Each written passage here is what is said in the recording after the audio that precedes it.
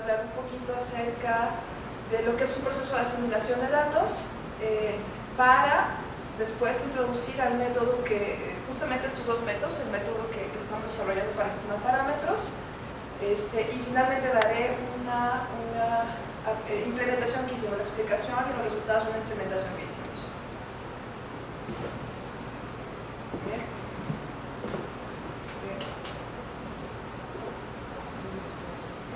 Ahí está.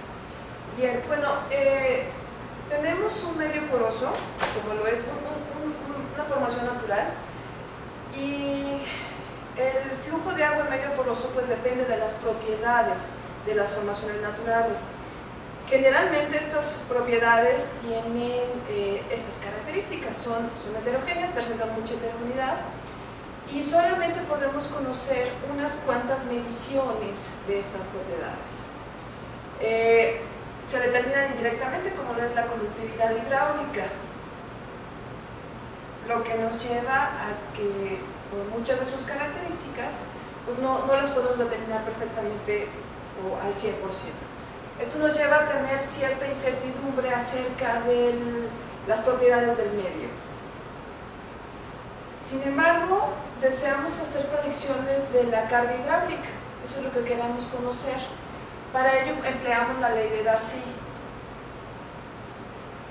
Y como lo mencioné anteriormente, para poder conocer la carga hidráulica, pues requerimos de mediciones, de información del medio, que ya había mencionado, porque es un medio heterogéneo, pero además está acompañado de que tenemos mediciones limitadas. Solamente en algunas zonas conocemos estas mediciones.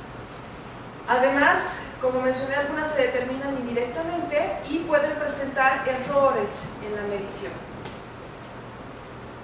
Esto nos lleva a que necesitamos tomar alguna decisión de qué vamos a hacer para conocer justamente en las zonas, por eso puse estos signos de interrogación, qué vamos a hacer para conocer estas propiedades, las propiedades del medio, en estas zonas donde no tenemos mediciones. Tenemos que tomar una decisión si vamos a interpolar o qué es lo que vamos a hacer para conocer estas propiedades. Ahora, los modelos de agua subterránea, bueno, tienen que ver mucho con las formaciones naturales y nos permiten, tiene una ventaja porque nos permiten trabajar o son herramientas para gestionar los recursos hídricos. ¿Por qué? Bueno, porque me permiten hacer predicciones del agua subterránea, ¿no? De los niveles, con diferentes escenarios, en fin. Sin embargo, el uso de estos modelos requiere de la selección apropiada de los parámetros del acuífero. Por esta razón, bueno, pues se requiere contar con estimaciones confiables del parámetro. En este caso voy a hablar ya específicamente de la conductividad hidráulica. Sin embargo, como mencioné anteriormente, este parámetro puede tener fuertes incertidumbres debidas a que conocemos mediciones limitadas, a que es muy heterogéneo, a que puede presentar errores en su medición, etc. Es por ello que esta incertidumbre se puede llevar o se puede tomar en cuenta a través de los modelos estocásticos. Ahora, una de las motivaciones de este trabajo es lo que se conoce hoy día como asimilación de datos, que es un proceso por el cual observaciones, llámese observaciones o mediciones, se incorporan en un modelo de predicción numérica de un sistema real, como puede ser en este caso un acuífero, para producir un análisis que se considera como la mejor estimación del estado actual del sistema. Este que voy a presentar es el esquema que estamos presentando nosotros, que estamos empleando nosotros para hacer la asimilación de datos. Tenemos primero una estimación inicial. Voy a hablar específicamente del esquema de asimilación que estamos empleando en los dos métodos. Primero necesitamos conocer realizaciones del logaritmo natural de la conductividad hidráulica. Tenemos un modelo de flujo, como habíamos hablado, necesitamos predicción numérica de un sistema real, es decir, un modelo de predicción numérica. Tenemos un modelo de flujo. Con las realizaciones vamos a obtener una estimación inicial del ensamble de Y y vamos a obtener, obviamente, perdón, acá me salté un poquito, las realizaciones me alimento mi modelo de flujo y puedo obtener una estimación inicial del ensamble de la carga hidráulica. De esta forma tengo dos estimaciones iniciales del ensamble. Posteriormente voy a trabajar con un esquema de asimilación de datos que se conoce como el filtro de Kalman ensamblado. Más adelante voy a hablar qué es el filtro de Kalman ensamblado. Y aquí viene cuando se incorporan mediciones. Voy a ir incorporando mediciones de carga hidráulica y de conductividad hidráulica a mi esquema de asimilación para obtener estimaciones actualizadas de la conductividad hidráulica y de la carga hidráulica. Es importante mencionar que este esquema puede resultar muy ventajoso porque podemos incorporar mediciones en tiempo real. Hoy día hay dispositivos que me pueden dar el nivel de la carga hidráulica en tiempo real y lo puedo ir metiendo a mi modelo, bueno, a mi esquema de asimilación, y puedo ir obteniendo una estimación más actualizada. Y esto es importante mencionar, tenemos una estimación inicial que puede basarse en información previa que tengamos. Entonces, este es el esquema de asimilación de datos que implementamos. Este es digamos, el mapa base. Posteriormente voy a irme paso a paso mostrándoles cómo fue que hicimos estas dos métodos. Bien, entonces, retomando un poquito, incorporar mediciones de carga hidráulica permite reducir la incertidumbre tanto de la conductividad como de la carga en un acuífero. Es por ello que este trabajo presenta dos enfoques estocásticos, y aquí quiero mencionar estocásticos porque estamos incorporando incertidumbre. Dos enfoques estocásticos para la estimación de parámetros, llámese parámetros la conductividad hidráulica y el estado, que sería únicamente carga hidráulica, en un modelo de flujo de agua subterránea en estado estacionario. El primer método es el método de ecuaciones de momentos, digamos el enfoque estocástico. Aquí es donde entran los dos métodos. El primer método es el método de ecuaciones de momentos y el segundo método es el método Monte Carlo. Estos dos métodos me van a servir en la parte donde estaba hablando, la parte del modelo de flujo. Estos me van a servir para poder posteriormente implementar la técnica de asimilación de datos conocida como el filtro ensamblado de Kalman. Con la incorporación o la conjunción de estas técnicas voy a describir más adelante estos dos métodos. Uno es el filtro ensamblado de Kalman en conjunto con el método de ecuaciones de momento, y el otro sería filtro de Kalman ensamblado con método Monte Carlo. Aquí voy a hablar la metodología que implementamos. Primero necesitamos, como lo mencioné anteriormente, la estimación de los momentos estadísticos iniciales, la estimación inicial. La estimación inicial para la conductividad hidráulica, necesito conocer la media y un semivariograma de Y. Voy a hablar ya Y como logaritmo natural de la conductividad hidráulica. Suponiendo, o en caso que yo conozca o tenga mediciones, puedo conocerlo y hacer el cálculo para conocer la media y el semivariograma. Voy a obtener realizaciones de este parámetro, es decir, de Y, con un método de simulación. Posteriormente calculo la media del ensamble y su covarianza. De todas las realizaciones calculo la media del ensamble y su covarianza. Ambos métodos comparten este proceso. Posteriormente voy a calcular para cada método la estimación inicial de la carga hidráulica. En el método de ecuaciones de momento, la carga hidráulica o las realizaciones de carga hidráulica las calculo empleando una solución directa de las ecuaciones de momento no locales, integrodiferenciales que gobiernan la distribución espacial de la media del ensamble condicional y las covarianzas de H y. Es decir, con las realizaciones de Y las meto como estimación, digamos, inicial para calcular la carga hidráulica o la realización de carga hidráulica, y calculo la covarianza de la carga hidráulica, la covarianza cruzada carga hidráulica y concentración, carga hidráulica y conductividad hidráulica, y bueno, hasta ahí me quedo con este método. Con el método Monte Carlo, cada realización me sirve para calcular la carga hidráulica y posteriormente hago promedios y calculo la media de la carga hidráulica y sus correspondientes covarianzas. Entonces voy a tener la covarianza de H y la covarianza de Y sus covarianzas cruzadas. Más adelante voy a describir quizá más detalle o más claramente esta parte. Ya que tengo esta estimación inicial, entonces sí, me voy al proceso de asimilación de datos y para ello empleo el filtro Kalman ensamblado, en donde me va a realizar una estimación del parámetro Y, utilizando como estimación y covarianza a priori a la media de las realizaciones y su correspondiente matriz de covarianza de las que calcula acá arriba. Se pueden emplear para realizar la estimación de observaciones de conductividad o de la carga o mediante combinaciones de ambas. Es decir, únicamente puedo usar carga hidráulica o conductividad o puedo usar combinaciones de ambas. Aquí tengo más detallado el proceso de la estimación inicial de Y. Tengo mediciones, si tengo mediciones, bueno, hago un análisis estadístico, calculo un semivariograma, la media y el variograma. Es un poquito redundante. Después obtengo un ensamble, es decir, promedio todas las realizaciones. El ensamble lo voy a obtener con un método, en este caso puede ser algún otro método. Nosotros utilizamos SGSIM de la librería del GSLI y calculo la media y su covarianza.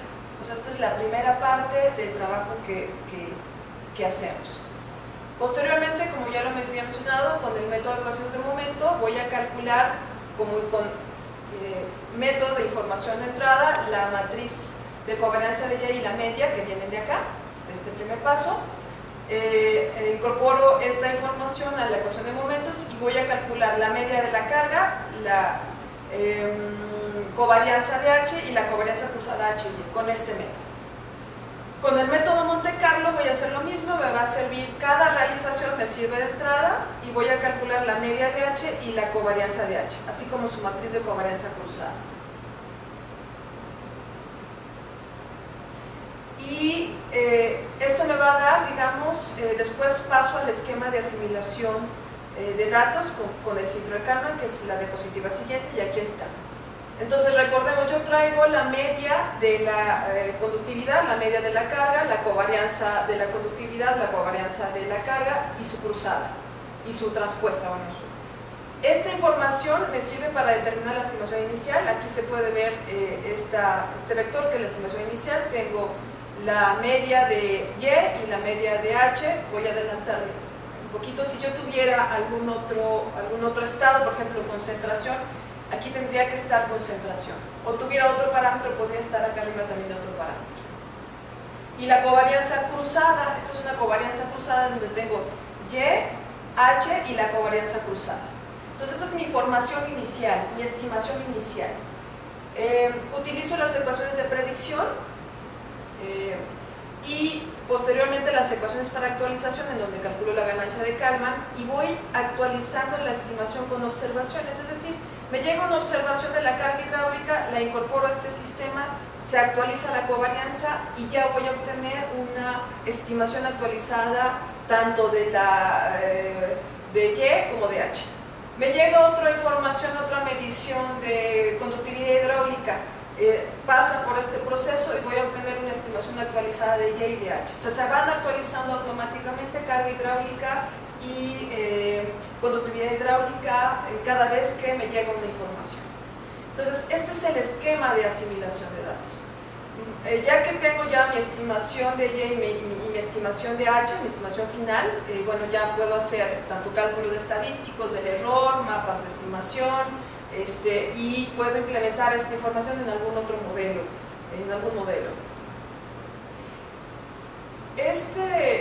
Estos dos casos de estudio que les presenté, estas dos metodologías, las implementamos en un caso de estudio que está descrito en esta parte. Entonces, yo propuse el caso de estudio que nosotros implementamos, es un caso de estudio sintético. Entonces, propusimos una media y un semivariograma inicial, nosotros lo propusimos.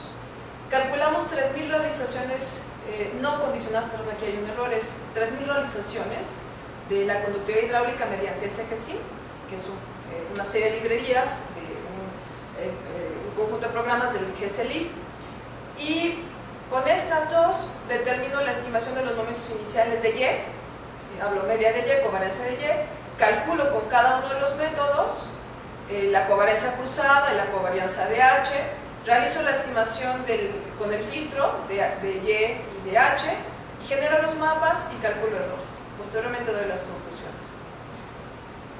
Aquí está mi esquema de asimilación de datos y habíamos hablado que yo requiero una estimación o realizaciones primero de Y. Entonces propusimos un semivariograma, aquí está las características del semivariograma y obtuvimos 3000 realizaciones cada uno de estos mapitas, que en este caso son 4. Es una posibilidad con estas características de las realizaciones de la conductividad hidráulica, bueno, de Y. Nosotros obtuvimos 3000, entonces promediamos esas 3000 y obtuvimos su covarianza. Esa es mi estimación inicial. Posteriormente mi modelo de flujo, estoy en esta parte, mi modelo de flujo. Estas son las características, esta es mi estimación, perdón, mi estimación tomada como real, digamos, esto es a lo que voy a querer llegar, y este es mi mapa real de la carga hidráulica. Mi área de modelación tenemos 40 por 40 unidades, solamente es una capa y está en estado estacionario, es decir, tengo una malla de 2601 elementos y 2499 nodos. No considero recarga vertical. Tengo un pozo de bombeo en esta zona, en el centro, con un gasto constante igual a 3 unidades. Condiciones de frontera de 1 y de 0, estas son impermeables. Y estos son los que están, los rombos, son los puntos en donde tengo mediciones de Y.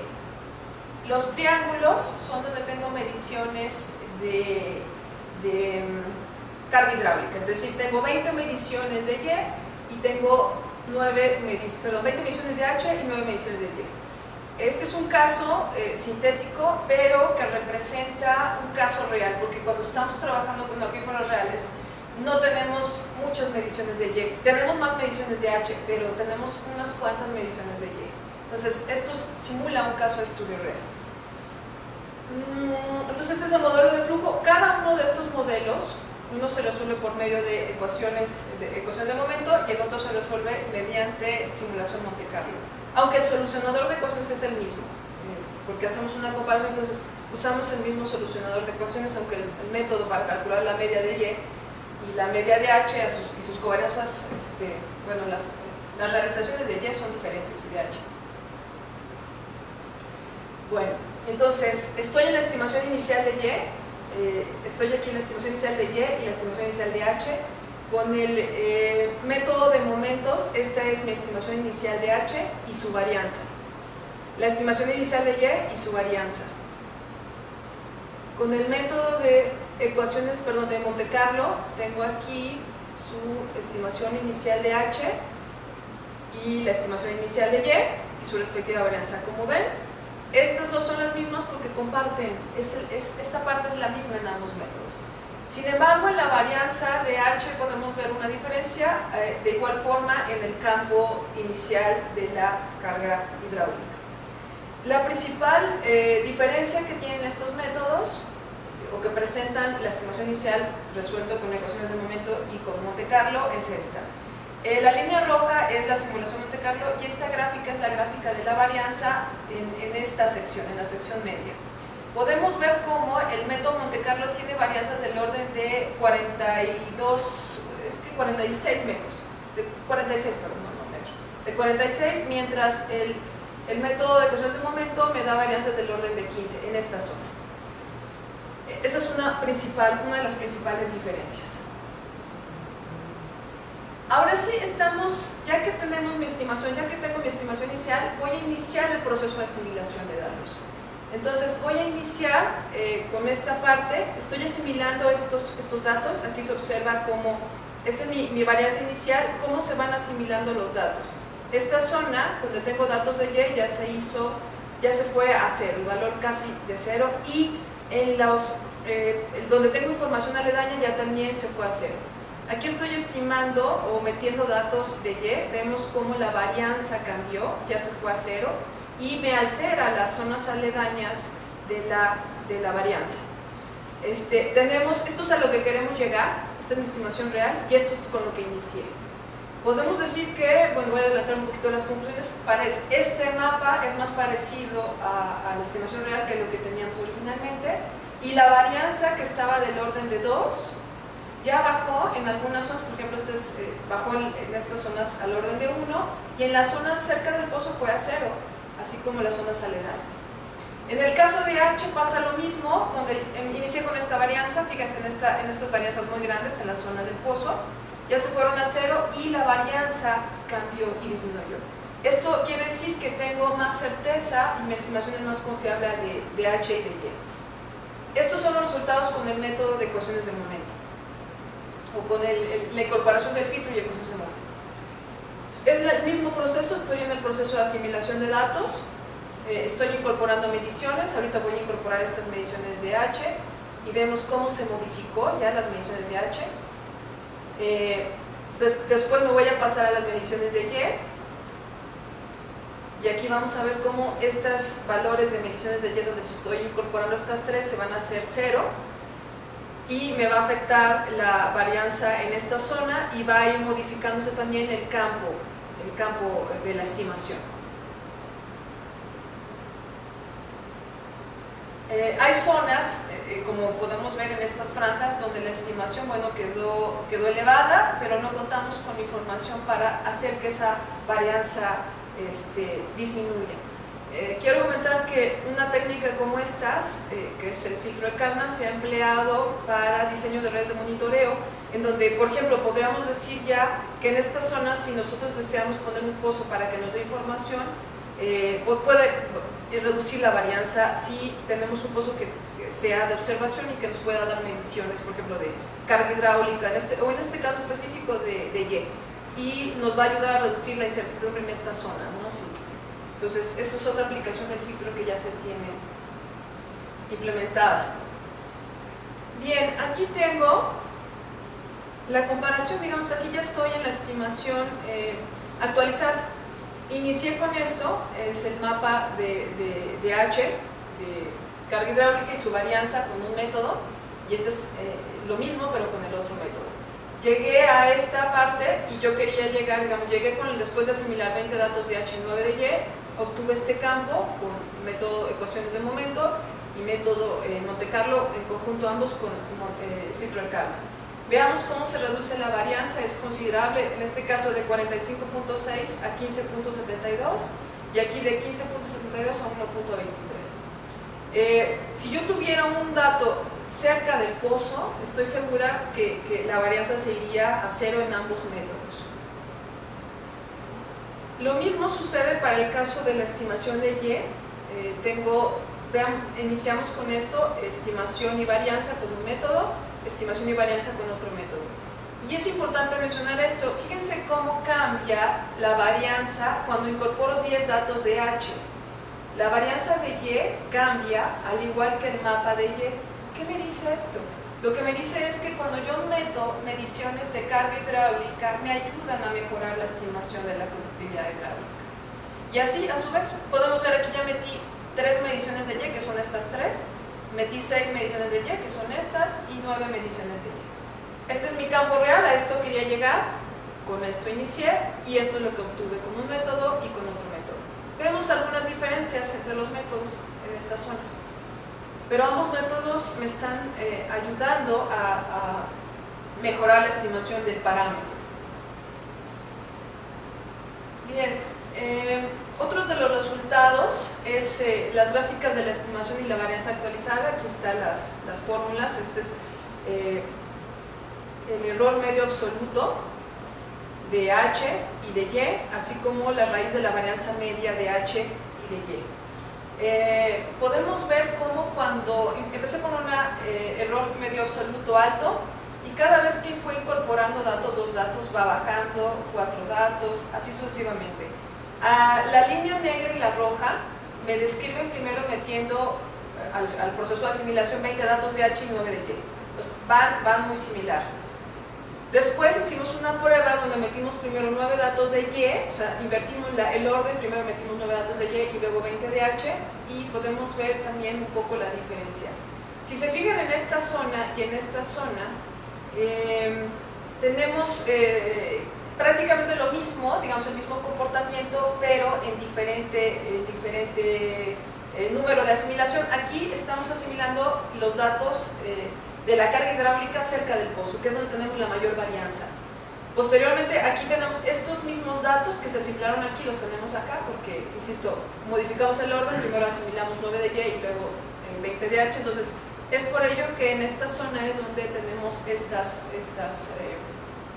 este comportamiento.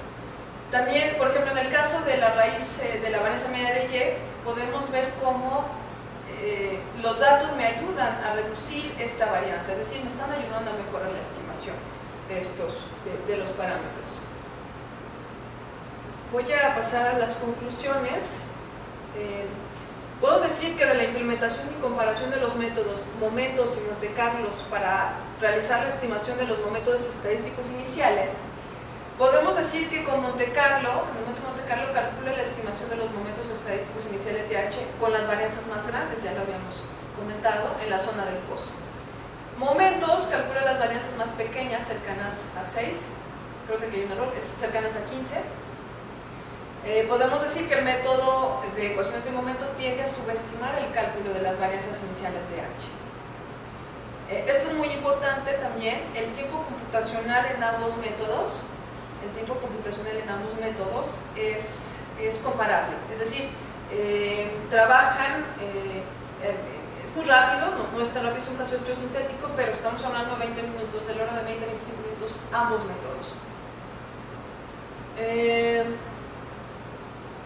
También, de la implementación y comparación de los métodos de momentos y Monte Carlos para generar la estimación de H y Y, claro, incorporando el filtro de Kalman, concluimos lo siguiente.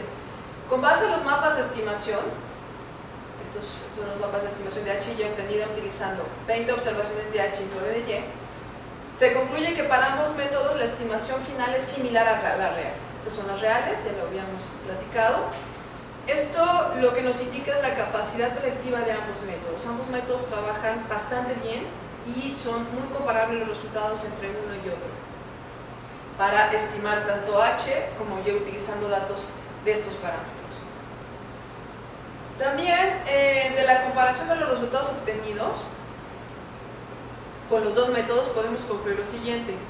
Para ambos métodos, las estimaciones del parámetro Y y del estado usando datos de H y Y, las magnitudes de los errores decrecen cuando un dato es empleado en la estimación. Y esto lo vemos mucho cuando metemos el dato, la varianza se va a cero. Es un poquito los mapas que presentan donde se observan los tres datos de Y se van a cero en esa zona. En ambos métodos, en las zonas aledañas a donde se encuentra disponible un dato de H o de Y, la varianza se modifica y donde tenemos el dato se va a cero. Pero sí me ayuda o me aporta información los datos de Y o de H para reducir la varianza. Con base en la varianza de estimación final obtenida con ambos métodos, se calcularon intervalos de confianza y los resultados indican que para ambos métodos la estimación general de H y Y está dentro de las bandas de confianza del 90%. Quiero comentar que junto con el equipo de trabajo que estamos desarrollando este proyecto, tenemos trabajo con investigadores del Instituto de Geología de nuestro instituto, como es el doctor Eric Morales y el doctor Oscar Escolero, del Instituto de Geofísica, como es la doctora Graciela Herrera, y del Instituto de Investigaciones Eléctricas, que es el doctor Abel. Estamos finalizando con buenos resultados la comparación de estos dos métodos, pero aparte de la comparación de estos dos métodos, con otro método que es el método de inversión estocástica, desarrollado por el doctor Hernández, que considera la estimación de parámetros como un proceso de inversión estocástica geoestadística. Entonces, estos dos métodos los estamos comparando además con el método de inversión estocástica, y también hicimos la adaptación de estos dos métodos, trabajando en una submalla, y interpolando con Kriging. A este método le llamamos lo mismo, pero con la K de Kriging, y estamos haciendo la comparación, básicamente de estos tres métodos y estos submétodos, si le quiero llamar, por llamarle submétodo. Entonces también estamos haciendo esta comparación, estamos desarrollando estos resultados y estamos teniendo buenos resultados también con esta parte. Bueno, quiero mencionar que hacer esto puede tener ventajas porque las matrices de covarianza pueden ser muy grandes, entonces trabajar con matrices de covarianza más pequeñas y posteriormente hacer la estimación con Kriging puede resultar ventajoso. Pero bueno, estamos en este proceso trabajando. Como trabajo futuro, estamos proponiendo extender la metodología de ecuaciones de momento y filtro de Kalman generada para estimar H&Y en modelos de flujo de agua subterránea a modelos de flujo y transporte de agua subterránea. Y ya podríamos trabajar incorporando o asimilando datos de carga hidráulica y concentración, además de conductividad hidráulica. Entonces vamos a desarrollar e implementar esta metodología de asimilación de datos que utiliza el filtro de Kalman o el ensamble suavizado, porque vamos a trabajar ya en tiempo para la estimación del parámetro de Y y las variables de estado en un modelo estocástico de flujo y transporte de aguas subterráneas que emplea las ecuaciones de momentos estadísticos. Pues básicamente esa es la línea de investigación que estamos o que vamos a desarrollar y que hemos desarrollado, así como los métodos que desarrollamos en conjunto con otros investigadores. Bueno, si tienen dudas, pues, puedo responderles.